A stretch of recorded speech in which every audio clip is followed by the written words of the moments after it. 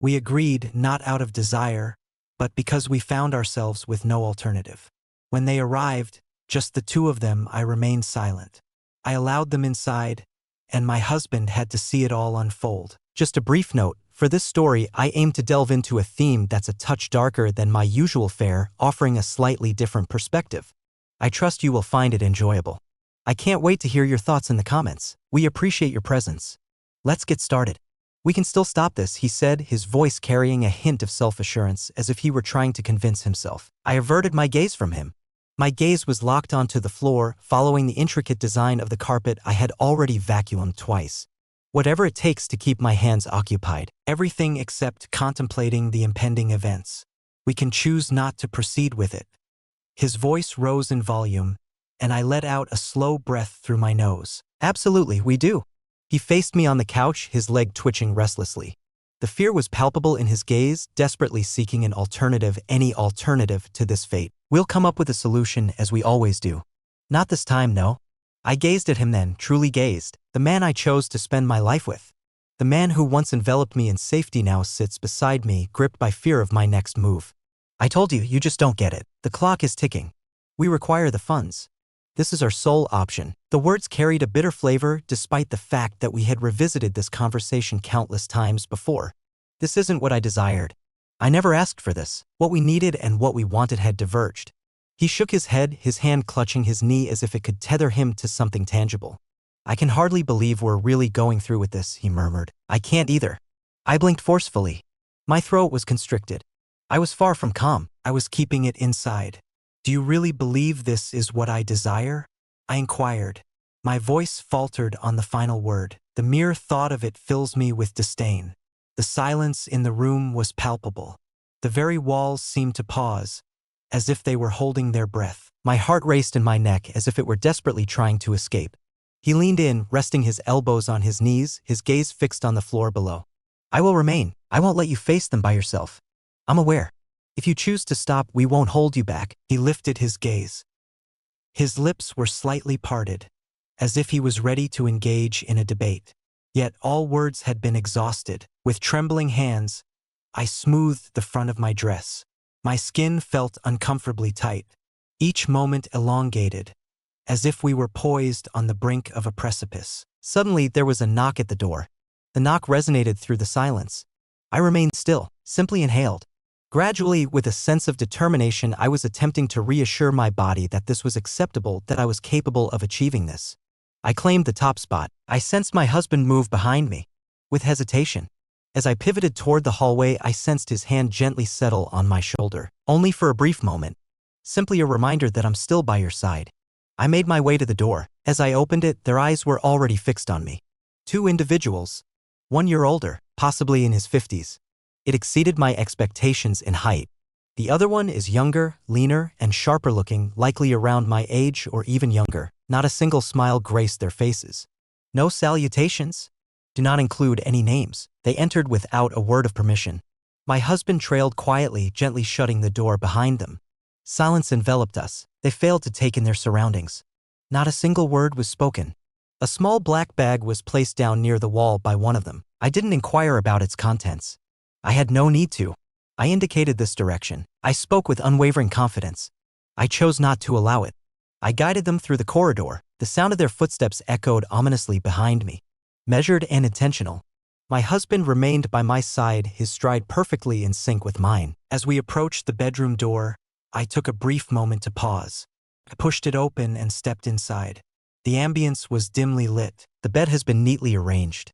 The sheets lay pulled back as if it were merely another chore to complete. The sound of the door clicking shut behind us echoed in the silence. He stayed put. My husband settled into the armchair in the corner, lowering himself gradually, hands resting on his knees, his gaze fixed straight ahead. I averted my gaze from him. I knelt down and carefully removed my shoes, placing them neatly beside the bed, one after the other. My hands remained steady. From behind, a gentle rustling of fabric caught my attention. They were undressing, calm and unhurried, as if this was a familiar ritual for them. I positioned myself at the edge of the bed, my spine aligned, arms resting at my sides.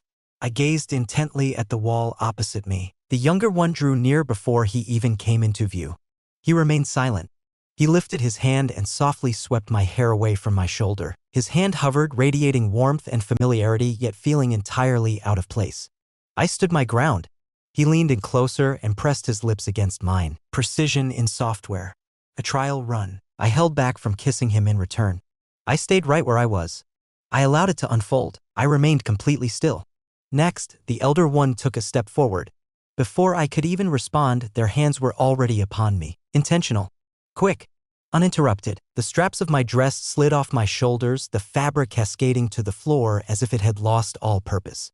I chose not to go for it. I held my arms firmly at my sides. This was never about them. It wasn't about me too.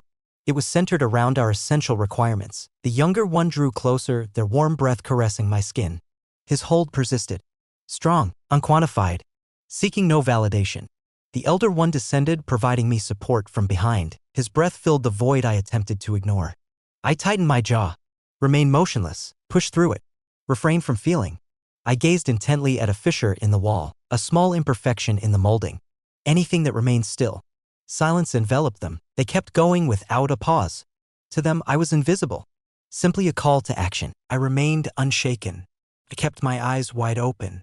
The younger one pulled back and reclined on the bed, as if this moment had been orchestrated long before we even crossed the threshold. The elder one gently guided my face to meet his gaze. With a gentle yet unwavering touch, he led me downwards. I took a moment to stop. In summary, embrace it fully, simply to inhale. Then I allowed it to unfold. Silence prevails. Silence prevails. I moved in perfect sync, as if it were all part of a well-practiced routine. They repositioned me once more, hands gripping my waist, elevating, rotating, and gently lowering.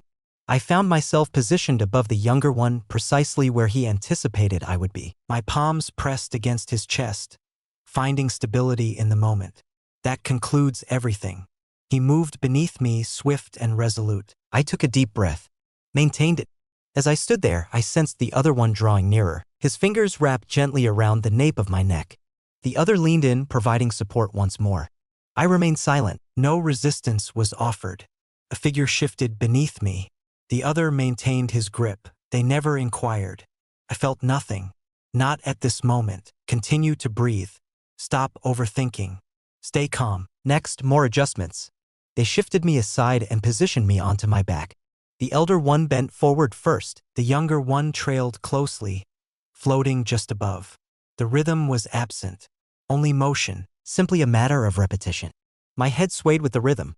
My hands tightened around the fabric beneath me. Yet I maintained a composed expression. Yet within, a subtle release was taking place. It snuck in quietly. The suspense. The pressure I attempted to resist. I shifted my gaze. My husband remained in the corner. Continuing to be here. Remains far away. I shut my eyes. Inhaled deeply. Next, they relocated me once more. At that moment, I found myself on all fours. The younger one reclined against the pillows. The elder one refined my posture from behind. There was a lack of coordination. Simply performing. Their hands kept me grounded. A singular direction. One in charge. All options were exhausted, leaving no room for choice. They have relocated. More challenging. Nearer, perfectly aligned. My elbows lost their grip. My breath caught in my throat. I found myself coming apart at the seams. I made an effort to remain composed. Made an effort to remain motionless. Attempted to restrain it. Just one more second.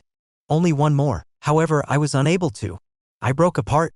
I remained in a state of tremor. They continued to advance, encircling me, embracing what remains within my grasp. Their rhythm remained unwavering, as if nothing had shattered within me. My arms felt feeble. My breath came in quick, shallow bursts. As I raised my gaze, there he was, my partner, remaining seated. I'm still here. Yet his gaze was elsewhere. His gaze was fixed on the ground. Expression void. Her lips parted just a fraction. His hands rested limply on his knees. He was still there. Not in a physical sense. Yet a part of him began to wander. Not originating from the room. From my end, I turned my gaze elsewhere. However, they chose not to. They made adjustments in silence. A man stepped back. The other shifted beneath me. Hands positioned me effortlessly, as if it were a well-rehearsed routine, a task completed previously. I positioned myself over the younger one, my knees trembling beneath me. My legs quaked, haunted by the recollection of what had just been lost. I focused on finding my center, to calm my breath, regain your control. Yet I sensed the other one creeping up from behind. Intentional. Absolutely. His hands gently guided me downwards, steering me with gentle force. Not until I experienced it. Insightful. Leader. Surprising. I inhaled sharply. I placed my hands on the younger man's chest, naturally seeking equilibrium, yet he continued without hesitation. He pushed upward, calculated, relentless. The weight of the pressure curved my spine, inhaled sharply through my throat, parted my lips with determination. Calm. I remained completely silent. Not at this moment. I clenched my jaw tightly. Every muscle in my body tightened, attempted to fade into tranquility. However, I wasn't allowed to proceed. The younger one took the initiative, initially superficial, then more powerful. His hands gripped my hips tightly, maintaining my alignment with his movement. The one behind me remained hidden beneath the surface, gently rotating, building up the suspense until I felt as though I was being torn in two. I clenched my teeth tightly. I pressed my nails into the chest below me. I focused on maintaining a state of emptiness. However, they were indifferent. I was in the process of relocating, pulled into one beat while extended by another. The pace quickened. My skin felt like it was on fire. My breath faltered. A powerful force was drawing me back to a place I had no desire to revisit. And then it occurred. Unexpected. Severe. Unwelcome. A noise slipped out before I had the chance to hold it back. Resounding. Authentic. I quickly covered my mouth with my hand. Appalled. However, the moment had passed. They listened and responded. Their pace quickened. Their hold grew stronger. Their bodies bore down with increasing pressure. I made an effort to remain composed, to remain quiet, to withstand the mounting pressure. Yet I found myself coming apart at the seams. A sudden crash engulfed me once more challenging this time, more profound. I just had to let it out. My spine curved elegantly. My head fell forward. My voice faltered, deep and resonant, cutting edge, drenched in remorse. As I opened my eyes, I found the chair unoccupied. He had vanished. I didn't even realize he had slipped away. I had become too immersed in it, excessively noisy, deeply entrenched in that reality. It broke apart a part of me I didn't even know needed safeguarding. They wouldn't allow me to stay in it for long. I found myself turned once more, elevated, reduced. My back meets the mattress. One of them positioned himself between my legs, acting swiftly and efficiently. One of them leaned in closer, hovering above me, a single hand gently poised at my throat. The other is directing my gaze toward him.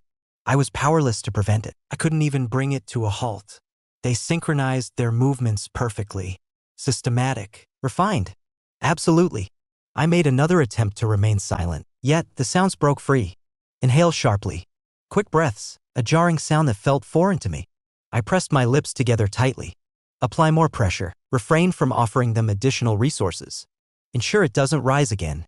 Keep it under wraps, don't reveal the impact it's having on you. Yet, each time I tried to hold back, they demanded even more from me. The one above was more steadfast. The one beneath pushed with greater intensity. Quicker. Relentless. My hands clenched the fabric tightly. My head thrashed against the pillow, restless and searching for solace. Wait a moment. Wait a moment. Wait a moment. However, I shattered. The impact overwhelmed me like a tidal wave. Intense. Unyielding. Unquestionable. My body curved elegantly. My throat expanded fully. The sound that escaped me was raw and instinctual. Then a hush fell over the scene. I fell to the ground, without bones, out of breath. The lift slipped my mind.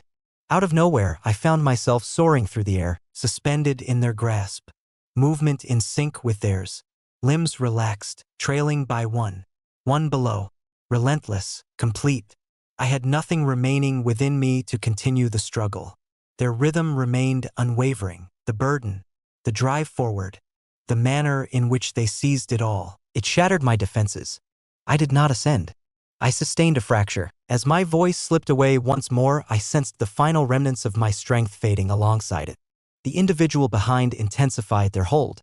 Warm breaths whispering close to me. The one beneath entwined his arms, drew me close, and let out a deep groan. At that moment, they released their grip. I collapsed onto the bed, exposed, trembling. Empty. I remained still.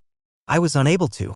My chest lifted once. On the other hand, delicate, void. As the final warmth faded from my skin, It was swiftly replaced by a wave of shame. It arrived swiftly, cutting edge, complete. They adorned themselves quietly. The door swung open. "We are currently closed." I remained there, not merely depleted, but embarrassed by the extent of my generosity. And there you have it, the conclusion of the tale. This one had a slightly darker tone than what we typically see. A little departure from my usual content. I would greatly appreciate your insights. Was it effective for you? Did it miss the mark? Leave a comment and share your thoughts with me. Your input is invaluable. If you loved what you saw, be sure to give the video a thumbs up and subscribe for more great content. We appreciate your presence. Truly means everything.